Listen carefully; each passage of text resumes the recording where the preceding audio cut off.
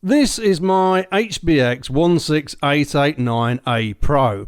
I got this on a complete whim a couple of months ago. I was going on holiday and I wanted something I could cart around a bit easier than my team associated MT10. And I looked at a few reviews, this got top marks and it's been an absolute champion. I've taken this to the skate park regularly and I can't kill it. The worst I could do was crack the front bumper and that was it. And I love it. In fact, there have been several occasions since I've come home where I've taken this out instead of the 110 scale truck because it's just so much fun. However, it does have one problem in my eyes, and that is that it was designed around this battery, which is really quite small. It lasts quite a while due to the small scale and lightweight nature of the truck. It's not that bad, but even so, I'm lazy and I want to change the battery as infrequently as possible.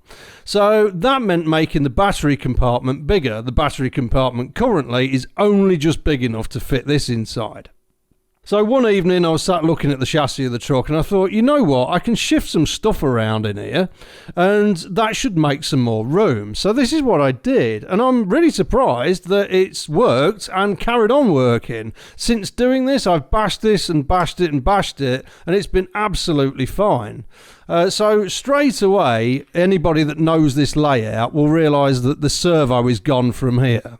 The reason that's gone from there is the battery compartment is here, and if the servo is there, you can't put a bit longer battery in there. So I looked at it and I thought, why don't I just shift it the other side? That seems like that's done on some of the other trucks. That would make sense on this and probably help distribute the weight a little bit better if there's a battery on this side. So when you get this truck, this is fitted here, the servo is fitted over here. So the first thing I did was take a screwdriver and gently prise this out of position and put it on one side. I then unscrewed the servo and put it on the other side, mirroring it. So I flipped the servo horn up the other way so it was at the opposite end. Normally it's at this end. And put it in place and sort of just eyeballed it really so it looked like a mirror image of what was over here.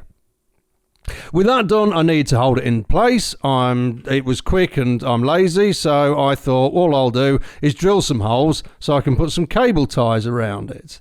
And that seemed to work really, really well. The only issue was there was a bit of a gap between the servo and the chassis. If I put the servo right up against the chassis, the servo horn would foul on the side of the chassis.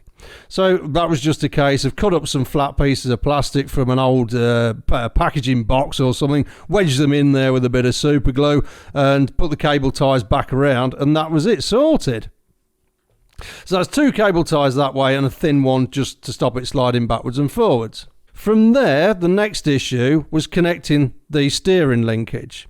So this bar here normally connects to the servo at this end and to the steering linkage at that end. As you can see here, move that out of the way, there's the steering linkage and where it connects to. Now, I had hoped that I could just reverse them. So I'd take the arm from this end, put it there and that there. Didn't work. They're asymmetrical on this particular truck, so I couldn't do that. However, I'd already noticed that on the MJX MEW4, also known as an M163, I think, it already has the linkage this way around. So I simply bought these grey pieces that you can see, one this side, one that side, and a linkage bar between the two from the MEW4, and they slotted straight in, and that way I could connect this the correct way around for what I was trying to do.